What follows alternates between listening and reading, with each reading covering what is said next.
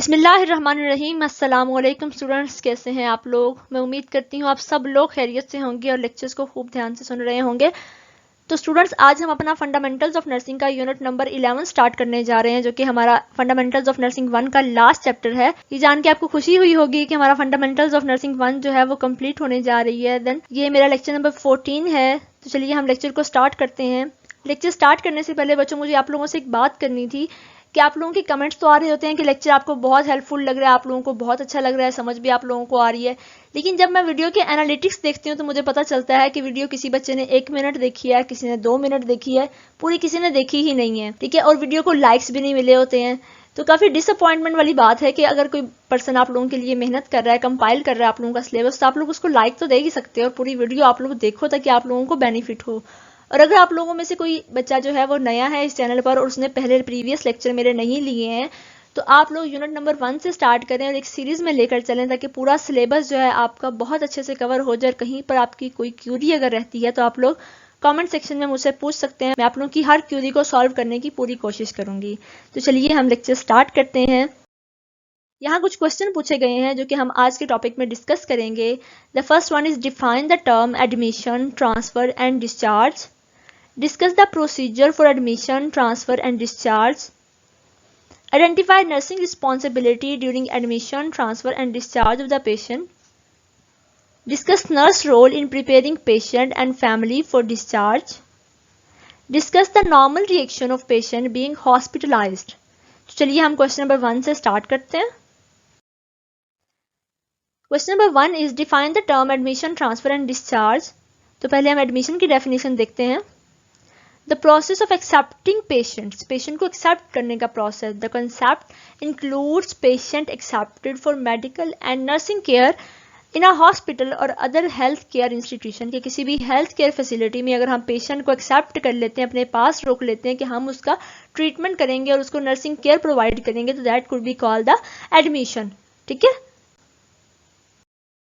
अब next हम देखते हैं ट्रांसफर क्या होता है। The act of moving a person with limited function, एक ऐसे पर्सन को मूव करना जो कि लिमिटेड फंक्शन की कंडीशन में है, from one location to another location, कि एक लोकेशन से हम उसको किसी और जगह पर लेके जा रहे हैं। दिस में बी अकम्प्लिश्ड बाय पेशेंट और विद असिस्टिव डिवाइसेस, या तो हम इसमें पेशेंट को सहारा देके या फिर कुछ असिस्टिव डिवाइसेस जैसे कि हम स्ट्रेचर या व्हील चेयर वगैरह इस्तेमाल करते हैं, तो उसके थ्रू हम पेशेंट को लेकर जाएंगे। Then transfers are defined as moving a patient from one flat surface to another, such as from a bed to a stretcher. Types of hospital transfer include bed to stretcher, bed to wheelchair, wheelchair to chair and wheelchair to toilet and vice versa. कि हम patient को कहीं से भी किसी और जगह पर शिफ्ट कर रहे हैं तो वो क्या होगा, वो ट्रांसफर कहलाएगा। तो अब हम देखते हैं आगे डिस्चार्ज की डेफिनेशन। डिस्चार्ज क्या होता है? When you leave a hospital after a treatment, you go through a process, कि जब कोई पर्सन जो है हॉस्पिटल में उसका ट्रीटमेंट कंप्लीट हो जाता है तो वो एक पूरे एक प्रोसेस से गुजरता है जिसे हम हॉस्पिटल डिस्चार्ज कहते हैं।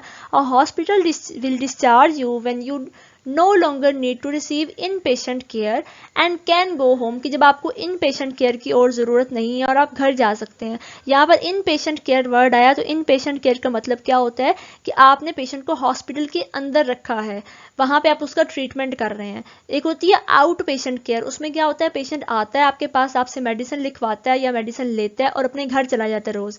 हॉस्पिटल की ओपीडी के बारे में तो आप लोगों ने सबने सुना होगा, लेकिन आपने कभी सोचा कि ओपीडी कहते किसको हैं? ओपीडी है आउट पेशेंट डिपार्टमेंट, कि पेशेंट आएगा, वहाँ पे मेडिसिन लेगा, प्रिस्क्रिप्शन करवाएगा और अपने घर चला जाएगा। ठीक है। और इन पेशेंट केयर क्या होती है कि पेशेंट को हम एडमिट करते हैं हॉस्पिटल में और वहाँ पर उसको केयर प्रोवाइड करते हैं। और a hospital will discharge you to send you to another type of facility, या तो हॉस्पिटल आपको आपके घर भेज रहा है ठीक करके, या फिर आपको वो किसी और फैसिलिटी में भेज रहा है ट्रीटमेंट के लिए। ठीक है। तो चलिए अब हम आगे चलते हैं अपने क्वेश्चन नंबर 2 की तरफ। Discuss the procedure of admission, कि एडमिशन का प्रोसीजर अब क्या होगा। Admission to the hospital unit and its preparation, कि जिस यूनिट में उस पेशेंट ने आना है, पेशेंट के आने से पहले उस यूनिट की प्रेपरेशन होनी चाहिए और एडमिशन बेड जो है पेशेंट के लिए वो प्रिपेयर होना चाहिए। थर्ड हमारे पास क्या है, एडमिशन प्रोसीजर। अब एडमिशन प्रोसीजर के अंदर क्या आता है, एडमिशन प्रोसीजर में पेशेंट हमारे पास आएगा, एक काउंटर पे आएगा जहां से वो कोई स्लिप बनवाएगा कि मेरा ये मसला है और मैंने एडमिशन करवाना है। फिर वो जो है डॉक्टर के पास जाएगा, फिजिशियन के पास, वो उसकी कंडीशन देखेगा, उसको कुछ मेडिकल टेस्ट लिख के देगा। वो टेस्ट होने के बाद अगर वो टेस्ट ये बता रहे हैं कि इस पेशेंट को वाकई में केयर की ज़रूरत है, तो उस पेशेंट को हॉस्पिटल में एडमिशन दिया जाएगा। और फिर एडमिशन के दौरान क्या होगा कि हम उस पेशेंट की पूरी हिस्ट्री लेंगे, उसका जो जनरल पर्सनल इन्फॉर्मेशन है, उसका नाम, उसका एड्रेस, उसका कॉन्टैक्ट नंबर, ठीक है, और उसका CNIC नंबर जो है एज वेल, हम वो सब कुछ लेंगे और उसको हॉस्पिटल का एक रजिस्ट्रेशन नंबर दे देंगे और उसको बता देंगे कि किस यूनिट में किस बेड पे उसका एडमिशन हुआ और उसने कहाँ पर जाना है, ठीक है। देन स्पेशल कंसिडरेशन में क्या होगा कि अगर कोई पेशेंट आपका इमरजेंसी कंडीशन में आ रहा है तो उस वक्त क्या होता है कि उस पेशेंट को आप फौरन जो है ले जाते हैं हॉस्पिटल के अंदर ताकि उसका ट्रीटमेंट किया जा सके। और उसके साथ अगर कुछ सपोर्ट पीपल है तो वो क्या करते हैं कि वो उसकी जितनी भी रिक्वायरमेंट्स है एडमिशन की वो सारी कंप्लीट कर लेते हैं। मेडिको लीगल इश्यूज, अब ये क्या होते हैं, मेडिको लीगल इश्यूज वो होते हैं जैसे कि सुसाइड का केस हो गया या किसी को मतलब किसी ने छुरी मार दी है या कोई गोली लग गई है, तो इस तरह का जो केस होता है वो मेडिको लीगल केस होता है। देन हमारे पास है role and responsibilities of the nurse, कि नर्स की क्या रिस्पॉन्सिबिलिटीज होती हैं, हम आगे जाके इसको डिस्कस करते हैं। यहाँ पे आप सिर्फ इस लाइन को इस तरह से याद कर लीजिएगा। देन टाइप्स ऑफ एडमिशन क्या आती है हमारे पास, एमरजेंसी एडमिशन क्या होता है। In this patient are admitted in acute condition requiring immediate treatment. जैसे मैंने आपको पहले बताया कि कुछ पेशेंट होते हैं जो बहुत सीवियर कंडीशन में आते हैं, एक्सीडेंट हुआ है किसी का, तो उसको सबसे पहले हमारे पास क्या होता है कि हम उसको ट्रीटमेंट के लिए ले जाते हैं। देन हमारे पास क्या होता है, पॉइजनिंग का पेशेंट आ जाता है, बर्न्स का पेशेंट आ जाता है, कार्डिक या रेस्पिरेटरी इमरजेंसी जो है उसका पेशेंट आ जाता है, तो हम लोग उनको इमरजेंसी कंडीशन में ले जाते हैं प्रोसेस करने के लिए, ट्रीटमेंट प्रोवाइड करने के लिए।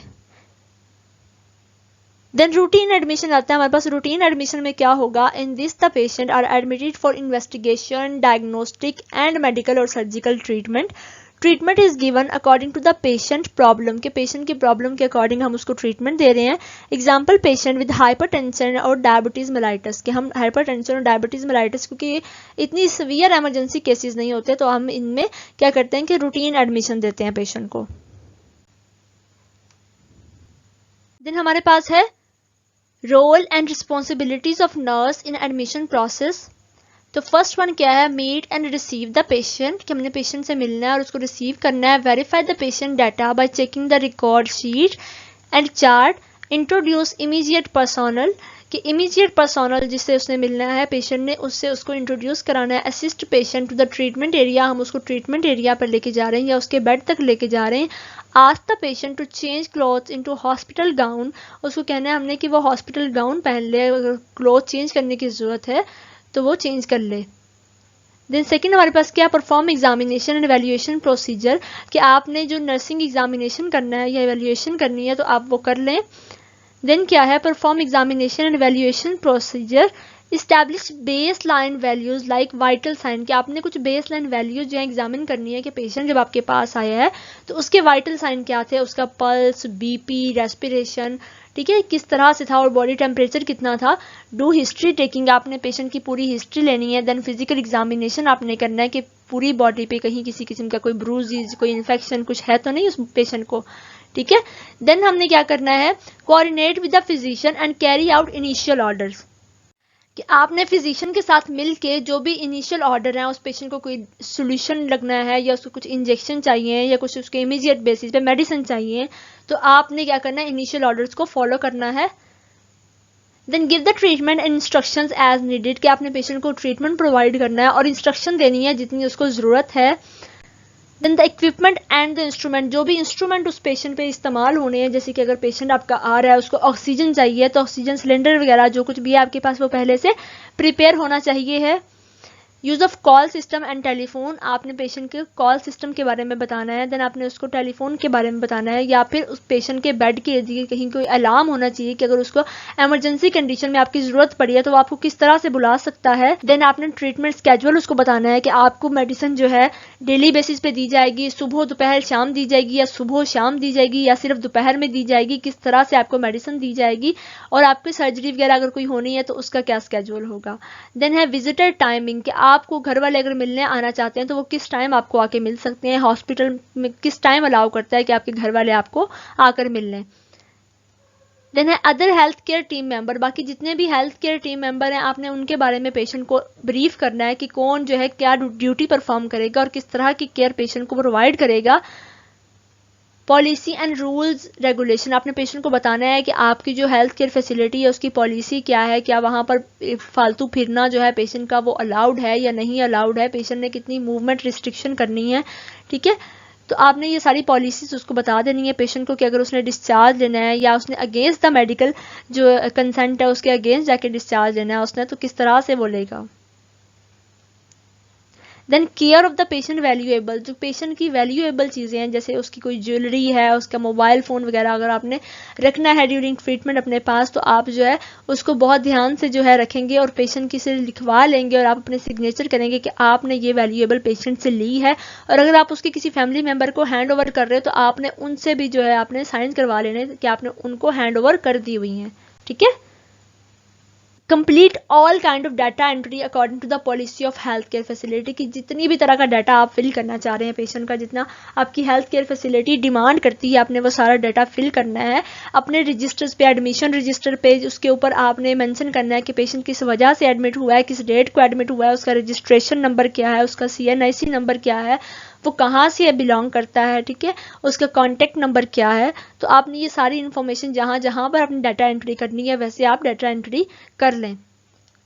देन है nurse should deal every effort to be friendly and courteous with the patient and family members, कि आपने फ्रेंडली रहना है उसकी फैमिली मेम्बर्स के साथ और कर्टियस रहना है उसके पेशेंट के साथ। क्यों? क्योंकि पेशेंट जो है पहले से बहुत स्ट्रेस में होता है हॉस्पिटल एडमिशन की वजह से, तो आपने उसके साथ पूरी कोशिश करनी है कि आप उसको जो है बहुत अच्छे से डील कर सकें। देन है make proper observation of patient condition, आपने पेशेंट की कंडीशन को प्रॉपरली ऑब्जर्व करना है कि वो स्ट्रेस में है, पैनिक है, पेन में है, उसे क्या कंडीशन जो है वो फेस कर रहा है। देन है Orient patient and relative regarding hospital policies, ठीक है, आपने हॉस्पिटल पॉलिसीज के हिसाब से जो है उनको ओरिएंट करना है, हॉस्पिटल के बारे में बताना है कि कौन सा जो डिपार्टमेंट है हॉस्पिटल का वो क्या कर रहा है, अगर किसी वार्ड में है तो वार्ड की क्या पॉलिसीज हैं, अगर पेशेंट के बेड पर बैठना है या उसके बेंच पे बैठना है तो उसके लिए क्या SOPs हैं, कि कोई भी जो विजिटर है पेशेंट के बेड पर नहीं बैठेगा, उसके साथ में नहीं सोएगा, ठीक है, कितनी देर तक वो वहाँ पर रुक सकता है, अपने वो सारी पॉलिसीज के बारे में उन सबको बता देना है। देन है deal with the patient carefully who is suffering from communicable disease और इलनेस, कि अगर कोई पेशेंट कम्युनिकेबल डिजीज से बीमार हुआ है, मतलब उसको फ्लू हुआ है या उसको किसी भी किस्म का वायरल इन्फेक्शन हुआ है, तो आपने क्या करना है, आपने उससे खुद भी बचना है और आपने अपनी प्रॉपर जो है वो सैनिटाइजेशन करके रखनी है ताकि आपकी वजह से इर्द गिर्द के लोगों में जो है वो इन्फेक्शन ट्रांसमिट ना हो। आइसोलेट इफ नेसेसरी, कि अगर उस पेशेंट की कंडीशन बहुत ज़्यादा सवियर है, उसको मेनिंजाइटिस वगैरह है, वायरल मेनिंजाइटिस है, कुछ ऐसा सवियर इन्फेक्शन है जो कि बहुत जल्दी किसी दूसरे को लग सकता है, तो आप पेशेंट को आइसोलेट करके किसी सेपरेट रूम में रख सकते हैं। Then patient valuables and cloth should be handed over to relatives with proper recording करके आपने वो वैल्यूएबल जो है चीज़ें उनको दे देनी है, ठीक है। Then transfer of the patient में क्या है, written order by the physician, आपने तब ट्रांसफर करना है पेशेंट को जब डॉक्टर आपको रिटन ऑर्डर दे देगा। देन क्या है, inform patient and family, patient को और उसकी फैमिली को आपने बताना है कि आप उस पेशेंट को ट्रांसफर कर रहे हैं इस जगह से कहीं और। Inform ward incharge of another unit और वार्ड, अब देखिए आप अपने यूनिट से उसको किसी दूसरे यूनिट में शिफ्ट करना चाह रहे हैं, तो आप क्या करेंगे, जो दूसरा यूनिट है वहां आप पहले से इन्फॉर्म कर देंगे ताकि वहां पर उस पेशेंट के लिए बेड बनाया जा सके और उसके लिए जितनी भी रिक्वायरमेंट्स हैं वो पूरी की जा सके। Complete patient document in discharge summary, अब आप अपने पास से पेशेंट को भेज रहे हैं तो आपने एक पूरी डिस्चार्ज समरी बनानी है कि उस पेशेंट का क्या ट्रीटमेंट हुआ, किस तरह से हुआ, कि अब जहां पर पेशेंट जा रहा है उनके पास इतना टाइम नहीं है कि वो उस पूरे ट्रीटमेंट प्लान को पढ़ें जो आपने पीछे सब कुछ किया है, उसके वाइटल साइंस लिए हैं, जो कुछ भी लिया है। अब एक समरी बनाएं कि इस पेशेंट को ये मसला है, ये कंडीशन है, हमारे पास इसका सोल्यूशन नहीं है तो हम आपके पास भेज रहे हैं, तो आप काइंडली इसको देख लें। और पेशेंट के डॉक्यूमेंट, उसकी लैब टेस्ट जितने भी हैं, उसके अलावा उसकी रिपोर्ट्स हैं, जो भी हैं, आपने वो सारी मैनेज करके आपने पेशेंट के साथ भेजनी है। अरेंजमेंट ऑफ ट्रांसपोर्ट, अब ट्रांसपोर्ट आपने कैसे करनी है, आपने पेशेंट को वाया व्हील चेयर ले जाना है, आपने उसको स्ट्रेचर पर ले जाना है, किस तरह से आपने उसको लेकर जाना है। इन्फॉर्म अदर डिपार्टमेंट, बाकी डिपार्टमेंट में आपने बता देना है कि अगर इस पेशेंट के लिए कोई आपके पास आ रहा है, इसकी रिपोर्ट आ रही है या कुछ भी आ रहा है किसी डिपार्टमेंट से, तो वो जो है वो दूसरे यूनिट में जाए जहां पर पेशेंट जो है अब शिफ्ट हो चुका है। ट्रांसपोर्टेशन ऑफ द पेशेंट, अब पेशेंट ने अगर एक हॉस्पिटल से किसी दूसरी फैसिलिटी में जाना है, किसी और हॉस्पिटल में आप उसको ट्रांसफर कर रहे हैं, तो उसको किस तरह से आप ट्रांसपोर्टेशन प्रोवाइड करेंगे? वो गाड़ी में जाएगा, वो एम्बुलेंस में जाएगा, वो किस तरह से जाएगा? Receiving of the patient in the new ward, अब पेशेंट जिस नई वार्ड में जाएगा वहां पर उसको रिसीव करने के लिए भी कोई ना कोई होना चाहिए। टाइप्स ऑफ ट्रांसफर, अब ट्रांसफर की दो टाइप्स होती हैं, from one unit to another unit in the same hospital, के एक यूनिट से दूसरे यूनिट में जा रहा है लेकिन हॉस्पिटल सेम है। और दूसरा ट्रांसफर की टाइप क्या होती है? One hospital to another hospital, ठीक है। Then procedure of transfer of patient क्या होता है? Steps of transfer from one unit to another unit in same hospital, कि अगर सेम हॉस्पिटल में जाना तो उसके क्या स्टेप्स होंगे? वही वाले रिटन ऑर्डर बाय फिजिशियन होना चाहिए है। इन्फॉर्म पेशेंट एंड फैमिली, वही पीछे वाले जो है आप यहाँ पर भी डाल सकते हैं। Then inform ward in charge of another unit, और वार्ड आपने उनको इन्फॉर्म करना है। Then complete patient document in discharge summary, ठीक है, आपने डिस्चार्ज समरी बनानी है उसकी, उसी तरह से ट्रांसपोर्ट अरेंज करनी है आपने उसके लिए। इन्फॉर्म अदर डिपार्टमेंट, आपने दूसरे डिपार्टमेंट्स को बता देना है। ट्रांसपोर्टेशन ऑफ द पेशेंट, आपने पेशेंट की ट्रांसपोर्टेशन करनी है, उसको वहां तक पहुंचा कर आना है। Then receiving the patient in new ward, आपने नई वार्ड में पेशेंट को रिसीव करना है। Handing over and taking over to the personal belonging, जितनी भी पेशेंट की पर्सनल बिलोंगिंग है वो आपने पेशेंट के हैंड ओवर कर देनी है, ठीक है। और देन आपने डॉक्यूमेंटेशन कर देनी है कि पेशेंट जो है हमारे पास से शिफ्ट हो गया है दूसरी वार्ड में।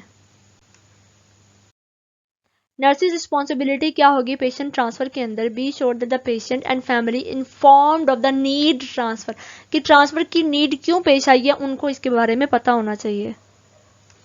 कम्युनिकेशन प्रोमोट्स कोऑपरेशन, कि अगर आप उसकी फैमिली से कम्युनिकेट करेंगे तो वो कोऑपरेट करेंगी आपके साथ, कि पेशेंट को यहाँ पर अगर अच्छा ट्रीटमेंट मिलना पॉसिबल नहीं है या कुछ कमी यहाँ पर रह रही है तो वो दूसरी यूनिट में जाएगा तो वहां पर ये पूरी हो जाएगी।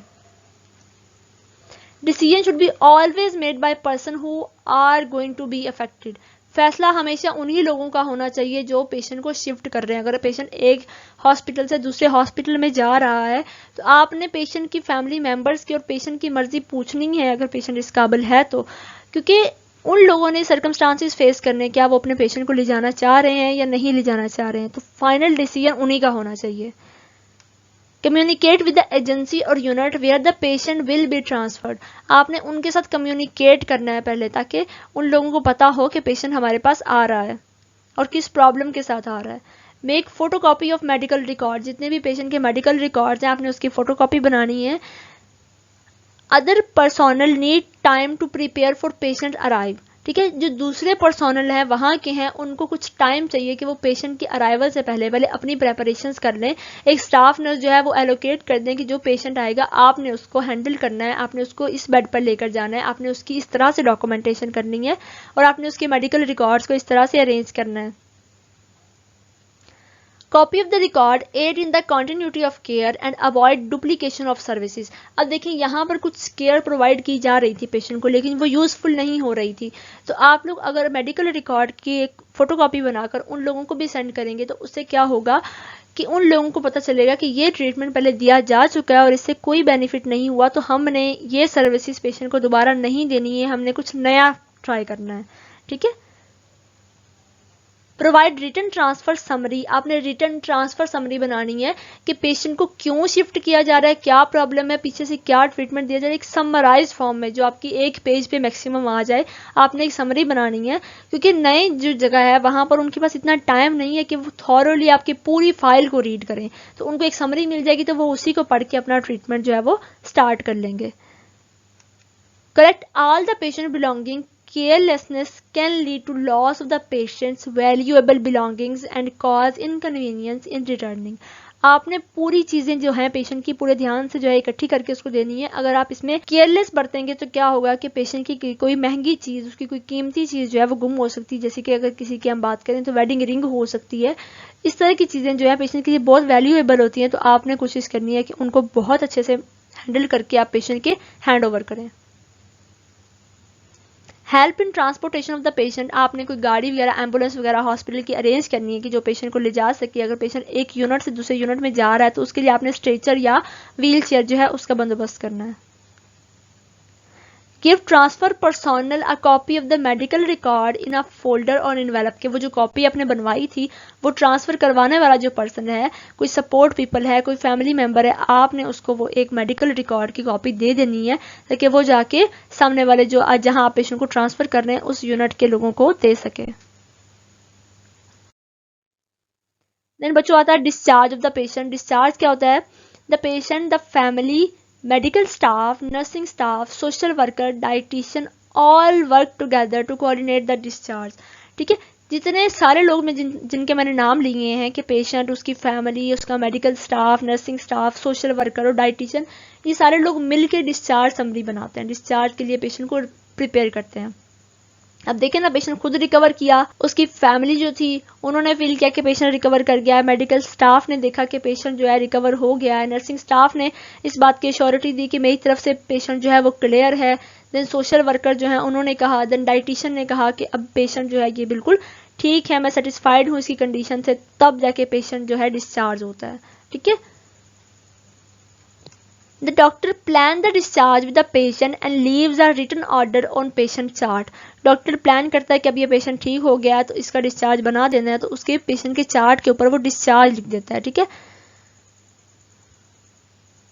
The patient may have concern regarding managing own care at home. अब जब पेशेंट घर जा रहा है तो उसको परेशानी होती है ना कि मैंने घर जाके अपनी केयर किस तरह से करनी है। फॉर एग्जांपल अगर कोई सर्जरी का पेशेंट है तो उसको घर जाके कितनी परेशानी होगी कि जो मेरी ड्रेसिंग थी यहाँ पर तो ड्रेसर आता था कर देता था, लेकिन वहाँ पे कौन करेगा, किस तरह से मैंने अपने वुंड को साफ करना है। तो ये सारी चीज़ें जो हैं ये उसकी परेशानी होती है, तो इनको भी हमने दूर करना है। Then provision such as home health care may be needed as order. हो सकता है कि उसको होम विजिट की ज़रूरत हो, कि आप जो है होम विजिट करें और उसको जाकर ट्रीटमेंट के बारे में कुछ और गाइडेंस प्रोवाइड करें। Then assessment needs to be done as to what help the patient will need at home. आपने उसकी असेसमेंट नीड देखनी कि घर में वो क्या करे तो उसकी नीड जो है वो पूरी हो सकती हैं। Discharge planning involve the entire health care team. मैंने आपको बताया ना कि पूरी एक हेल्थ केयर टीम इन्वॉल्व होती है डिस्चार्ज प्लानिंग के अंदर।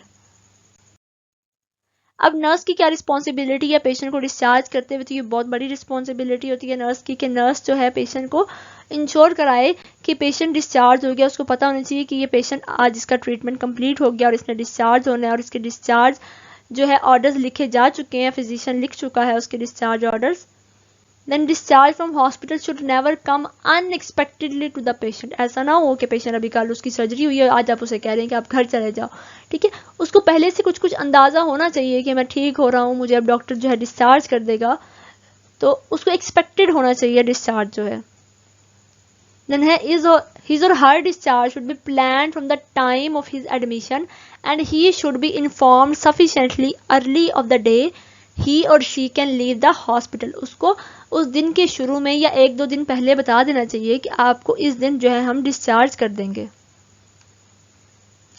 Any discharge instruction reviewed with the patient must also be put in a written form for the patient to take home।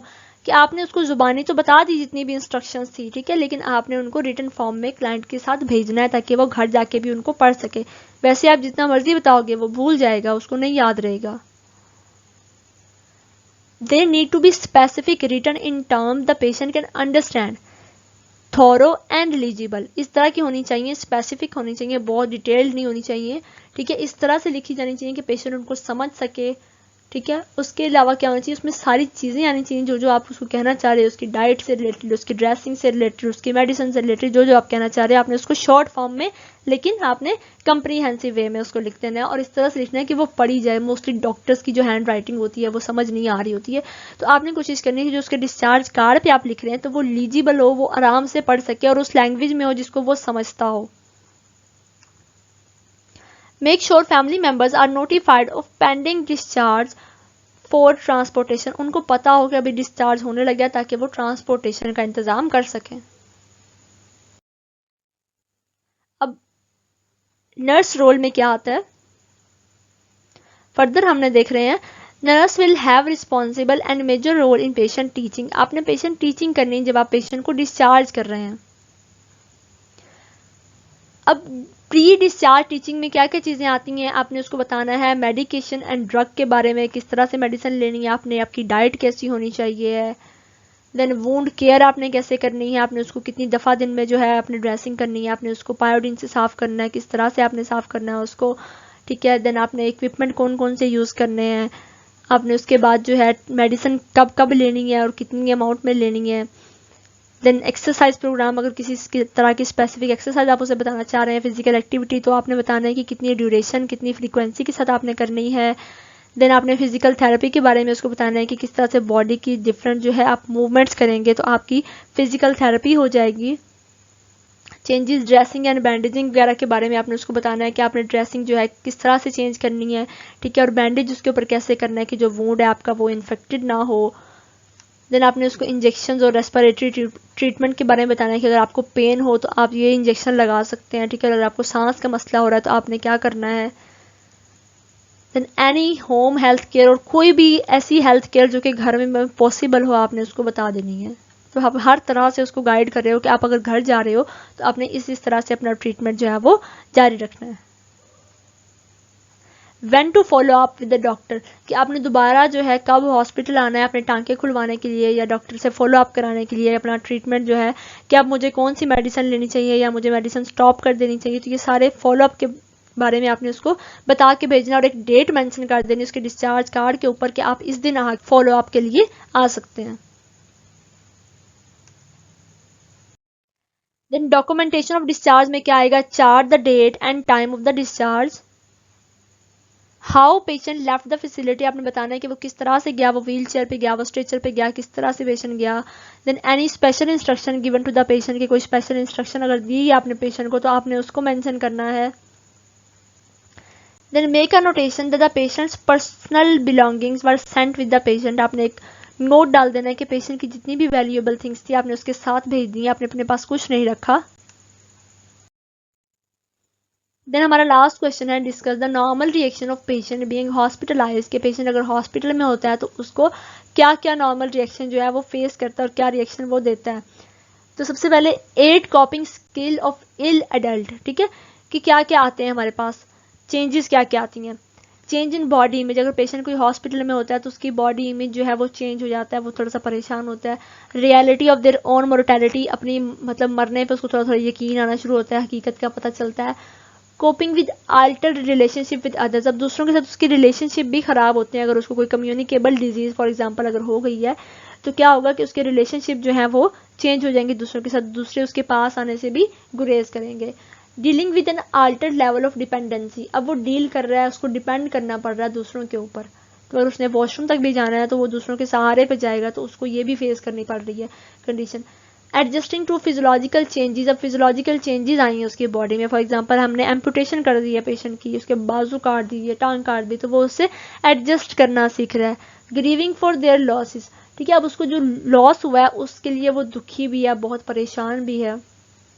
जैसे कि उसका लाइफस्टाइल ख़राब हुआ है, वो घर में था तो वो बहुत अच्छे से चलता फिरता एक्सरसाइज करता था, लेकिन अब यहाँ पर क्या है, उसको बिल्कुल पूरा दिन बेड रिडन होकर पड़ा रहना पड़ रहा है, ठीक है। तो क्या होगा कि वो परेशान होगा इस वजह से भी। फियर ऑफ रिकरेंट प्रॉब्लम, जो उसको प्रॉब्लम चल रही है उसका भी डर खौफ उसके अंदर है कि मेरी सर्जरी होनी है, पता नहीं वो क्या होगा।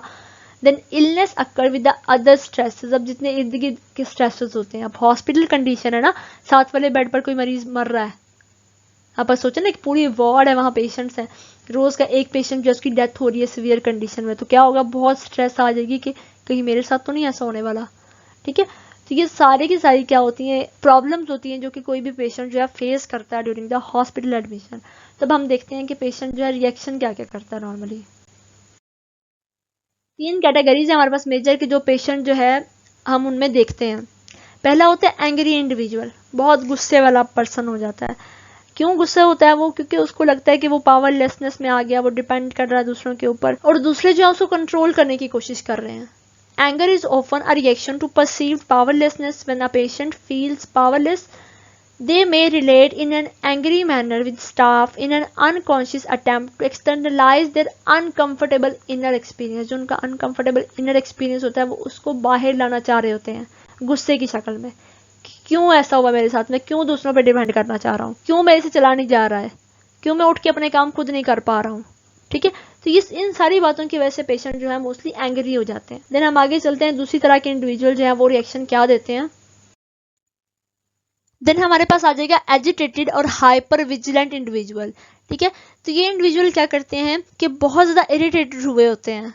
This response present its own set of challenges to the caregiver. The anxiety underlying the agitation is often a response to the individual feeling of helpless and decreased control due to their illness। कि उन लोगों को जब अपनी body पे control नहीं रहता तो उनकी परेशानी जो है उनके चिड़चिड़ेपन के थ्रू जो है वो जाहिर होती है। These uncomfortable perceptions cause anxiety and the anxiety in turn increases the uncomfortable feeling। जैसे जैसे उनकी परेशानी बढ़ती है वैसे वैसे वो uncomfortable फील करते हैं और वैसे ही उनकी एजिटेशन और इरिटेबिलिटी जो है वो बढ़ती जाती है। देन है द विदड्रॉन इंडिविजुअल, कि एक ऐसा इंडिविजुअल जो बहुत ज़्यादा जो है डिप्रेशन में चला गया है। This type of reaction is a serious for a number of reason. A withdrawn patient can become lost in the cracks, मतलब वो ऐसे लगेगा जैसे वो दुनिया में आके खो गया है। ही और she may not receive the assessment and intervention. This behaviour require and can be ignored emotionally and even physically in a busy practice setting। कि अगर कोई हॉस्पिटल ऐसा है जहाँ बहुत बिजी प्रैक्टिस सेटिंग है तो वहाँ पर इग्नोर हो जाएगा ऐसा पेशेंट, जो खुद से शोर नहीं मचाएगा कि मुझे ट्रीटमेंट दो या कुछ नहीं कहेगा, बिल्कुल विदड्रॉ होके सेपरेट होके चुपचाप पड़ा रहेगा किसी एक जगह पे। तो क्या होगा कि हो सकता है कि वो इग्नोर कर दिया जाए, उसका ट्रीटमेंट प्रॉपर ना किया जाए। Some patient are naturally isolative and have only a minimal support system because of their personality style. कुछ लोग ऐसे होते हैं जो शुरू से आइसोलेटिव होते हैं, बहुत ज़्यादा सोशल नहीं होते हैं, तो उन लोगों के साथ सपोर्ट सिस्टम नहीं होता, उनके पीछे आने वाले लोग जो हैं वो कम होते हैं। ठीक है, तो वो लोग इस वजह से भी कुछ विदड्रॉन हो सकते हैं और वो ट्रीटमेंट से थोड़ा सा पीछे हट सकते हैं और डिप्रेशन में जा सकते हैं। ठीक है, तो स्टूडेंट्स हमारा यूनिट नंबर 11 जो था हॉस्पिटलाइजेशन फंडामेंटल्स ऑफ नर्सिंग का खत्म होता है। तो इसके साथ ही हमारी फंडामेंटल्स ऑफ नर्सिंग 1 जो है कंप्लीट होती है। हमारा लेक्चर नंबर 14 था, ये हमने बहुत आसानी के साथ इसे कंप्लीट कर लिया। हमारी पूरी फंडामेंटल ऑफ नर्सिंग जो है हमने बहुत अच्छे से कंप्लीट कर ली और कोई भी कंटेंट हमारा ऐसा नहीं है जो कि कवर ना हुआ हो। अगर अभी भी आप लोगों की कुछ क्यूरीज रह जाती हैं तो आप लोग मुझसे पूछ सकते हैं। तो स्टूडेंट्स अगर आप लोग ये मेरा लेक्चर पहली दफा ले रहे हैं तो आप लोगों को मैं ये गाइड करूंगी कि आप लोग यूनिट नंबर 1 से स्टार्ट करें और कंप्लीट सीरीज में लेकर चलें ताकि आपका कोई भी लेक्चर जो है वो मिसिंग ना हो और आप पूरे तरीके से इसको समझ सकें। ठीक है, तो हम इसी तरह से फंडामेंटल्स ऑफ नर्सिंग 2 जो है उसको भी कंप्लीट करेंगे। अपना बहुत सारा ख्याल रखिएगा और इस नॉलेज को सिर्फ अपने तक मत रखिएगा, इसको शेयर कीजिएगा, क्योंकि आप जितना शेयर करेंगे नॉलेज उतना बढ़ता जाएगा और आपको पता भी नहीं चलेगा कि चीजें आप लोगों को किस तरह से मेमोराइज होती चली जाएंगी। तो मिलते हैं इंशाल्लाह ताला अगले लेक्चर के साथ, तब तक के लिए अल्लाह हाफिज। Thank you so much.